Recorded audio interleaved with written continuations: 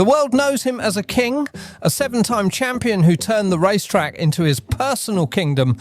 But even kings have to face the sunset. Right now, behind the glittering lights of the paddock and the roar of the engines, Lewis Hamilton is fighting a battle that no amount of money or fame can win. He is fighting time itself. For years, he was the gold standard, the man who made the impossible look easy. But the air is getting thinner at the top. The move to Ferrari was supposed to be his ultimate masterpiece, the final stroke of genius to secure an unprecedented 8th world title. Instead, the 2025 season felt like a haunting wake-up call. The smiles for the cameras and the fashion statements can't hide the cold, hard numbers. He was outpaced, outqualified, and for the first time in his career, he looked vulnerable. Now, as the 2026 season dawns, the pressure is no longer just about winning races, it is about survival. People are starting to whisper the word no athlete ever wants to hear finished. Is the fire still burning, or are we just watching the smoke of a dying flame? The clock is ticking, and for Lewis, every second is a heartbeat closer to the end of an era. The drama is real, the stakes are absolute, and the world is holding its breath to see if the legend can rise one last time, or if the crown is finally too heavy to wear. Maranello is a place of myths, but it is also a graveyard for the ambitions of champions. When Hamilton signed that contract, the world shook. It was the ultimate marriage of the greatest driver and the most iconic team. But the honeymoon ended before the first champagne bottle was even popped. The 2025 season wasn't just a struggle, it was a revelation of a harsh new reality. While Charles Leclerc danced with the SF25, finding grip and speed in every corner, Lewis seemed to be wrestling with a ghost. The brilliance we expected was replaced by a frustrating search for answers that never came. Was it the car? Was it the tyres? Or was it the man? In the corridors of the Ferrari factory, the whispers have turned into urgent conversations. They didn't pay hundreds of millions for a veteran to finish 6th. They paid for a predator. The margin for error has evaporated. Entering 2026, the Ferrari fans, the Tifosi, are no longer cheering for his history. They are demanding a future. They are a passionate but fickle crowd, and their patience is paper thin. Lewis is walking into a lion's den, and he is doing it with a younger, faster lion already established as the king of the pride. The dream of the 8th title is starting to look like a beautiful mirage, shimmering in the distance but moving further away with every lackluster lap. If he doesn't find the magic in the next 5 months, that iconic red suit won't feel like a suit of armour anymore. It will feel like a straitjacket trapping him in a failure that will be televised to every corner of the globe. In professional sports, age is the only opponent that remains undefeated. At 41, Lewis Hamilton is no longer the aggressive prodigy who stormed the paddock in 2007. He is a statesman, a mogul, and a fashion icon. But the stopwatch doesn't care about your brand. It only cares about reflexes, and those reflexes are measured in milliseconds. The physical toll of pulling 5 G-forces lap after lap is a young man's game. Every morning the recovery takes a little longer. Every high-speed corner tests the vision just a bit more. We've seen it before with the greats. The decline is never a slow slope. It's a cliff. One day you're the fastest man on earth, and the next, the car feels like a stranger. The 5-month window he faces now isn't just a deadline, it's a desperate race against biology. His critics are circling like vultures, pointing to every wide turn and every missed apex as proof that the legend has faded. He knows that his experience is his greatest weapon, but experience alone cannot replace the raw, reckless speed of youth. He is forced to work twice as hard to achieve half of what used to come naturally. This is the silent struggle that happens behind closed doors, the grueling training sessions, the restrictive diets, and the mental fatigue of proving yourself to a world that is ready to move on. If the results don't arrive by July, the narrative will shift from how many titles will he win to when will he finally step away. The clock isn't just ticking on his contract, it's ticking on his physical ability to compete at the absolute peak of human performance. If you look at the social media feeds, everything seems perfect. You see the smiles, the light-hearted jokes, and the playful banter between Lewis Hamilton and Charles Leclerc. It's a masterclass in public relations, a polished image of two teammates united for the glory of Ferrari. But don't let the filters fool you.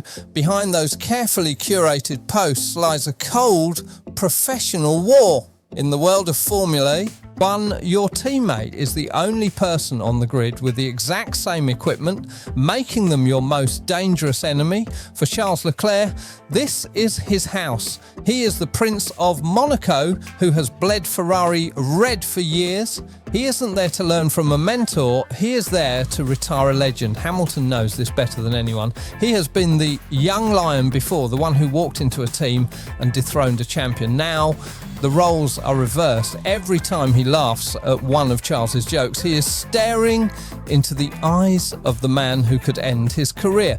The camaraderie is a facade, a necessary theatre to keep the media at bay, while the real battle happens in the telemetry rooms. Every millisecond Leclerc finds is a dagger to Hamilton's reputation. Lewis is fighting to prove he hasn't become the second driver, a role his ego could never accept. The psychological pressure of being hunted by someone 15 years younger is immense. He must maintain the mask of the team player while secretly plotting how to crush the very person he calls a friend. It's a high-stakes poker game, and Lewis is playing with a hand that is getting weaker by the day. The recent testing in Barcelona sent shockwaves through the sport. 1 minute and 16 seconds, a blistering lap that put Hamilton at the top of the timing sheets. For a brief moment, the headlines changed. The skeptics went silent and the tifosi dared to dream again. But in the cold light of day, was that lap a sign of a resurrection or just a well-timed illusion? Testing is a game of smoke and mirrors, a psychological battlefield where teams hide their true pace to lure their rivals into a false sense of security. While Lewis was pushing for the headlines, the rest of the field might have been sandbagging, running heavy fuel loads and experimental engine maps. One fast lap in February does not win a championship in November. For Hamilton, this success is a double-edged sword. It has raised expectations to a fever pitch, meaning that if he fails to deliver a podium in the opening rounds, the fall will be even harder. He has shown the world that the car has potential, which means he can no longer blame the machinery if the results don't follow. The pressure has shifted entirely onto his shoulders. He needs that Barcelona speed to be real, because if it was just a glory run to satisfy sponsors, the reality of the Australian Grand Prix will be devastating. He isn't just racing against the other 19 drivers, he's racing against the ghost of his own performance. Barcelona gave him a glimpse of hope, but in Formula One, hope is a dangerous thing. It sets the stage for either a legendary comeback or a tragic public collapse under the weight of impossible expectations. The calendar is marked and the deadline is immovable. July 2026. The British Grand Prix at Silverstone. For Lewis Hamilton, this isn't just another race on the schedule, it is the ultimate day of reckoning. By the time the circus arrives at his home turf, the season will be 11 rounds deep and the excuses will have run dry. Silverstone is where the legend was forged, where he has stood atop the podium 8 times, fueled by the roar of 100,000 fans. But this year the atmosphere will be different. The cheers will be laced with anxiety. If Lewis arrives in Northamptonshire without a single trophy, without a podium, and trailing significantly behind Leclerc, the homecoming will feel like a funeral. The world will be watching to see if he can still summon that Silverstone magic, or if the young guns have finally locked him out of his own house. This is the milestone that will decide his future. The Ferrari board members will be sitting in the motorhome, checking their watches and their balance sheets. They know that Carlos Sainz and other hungry talents are waiting in the wings, offering similar speed for a fraction of Hamilton's astronomical salary. In the high-stakes business of F1, loyalty has a price tag, and that price is performance. If he can't dominate at the track he owns, where can he dominate? The Silverstone weekend will be a 5-day trial where the verdict will be delivered in front of his own people. Is the ultimate ultimatum: deliver a masterclass or prepare the exit strategy. There is no middle ground left. In the paddock, they say money doesn't drive the car, but it certainly decides who sits in the cockpit. Hamilton isn't just a driver, he is the most expensive human asset in the history of the sport. Ferrari didn't just sign a pilot, they invested in a global brand, a move that sent their stock prices soaring. But that investment comes with a brutal expectation of interest. Every race that Lewis finishes behind the younger, cheaper Leclerc, the Hamilton premium begins to look like a liability. The Ferrari accountants are cold, and the board of directors is even colder. They are watching a scenario where a driver earning a fraction of Hamilton's salary, someone like Carlos Sainz, could potentially deliver the same, if not better, results. In 2026, the financial guillotine is sharp and ready. If the Lewis effect doesn't translate into champagne on the podium, the romanticism of the move will vanish, replaced by the harsh reality of a business deal gone wrong.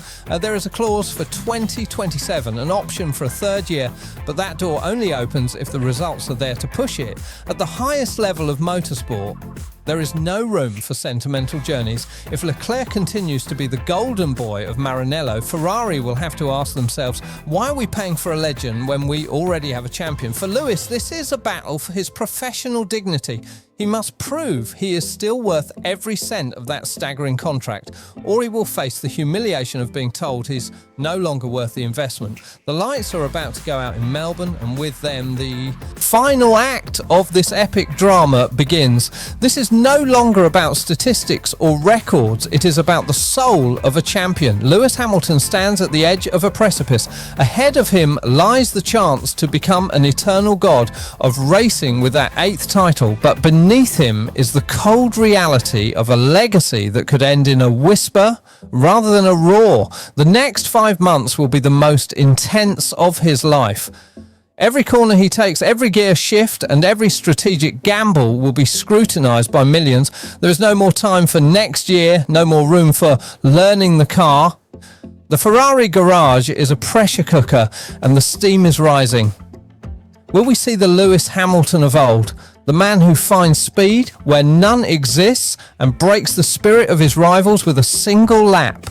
Or will we witness the tragic sight of a titan realising his time has passed? The countdown is not just for the next race, it is for the judgment of history. As the engines scream and the red cars line up on the grid, the question hangs in the air, heavy and suffocating. Can he defy the odds one last time? The world is watching, the tifosi are praying, and the clock is reaching zero. Lewis Hamilton is racing for his life, his pride, and his place in eternity. The green flag is ready to drop. It's time to see if the legend can still fly, or if the gravity of time has finally won the race. The end of the beginning, or the beginning of the end, we are about to find out.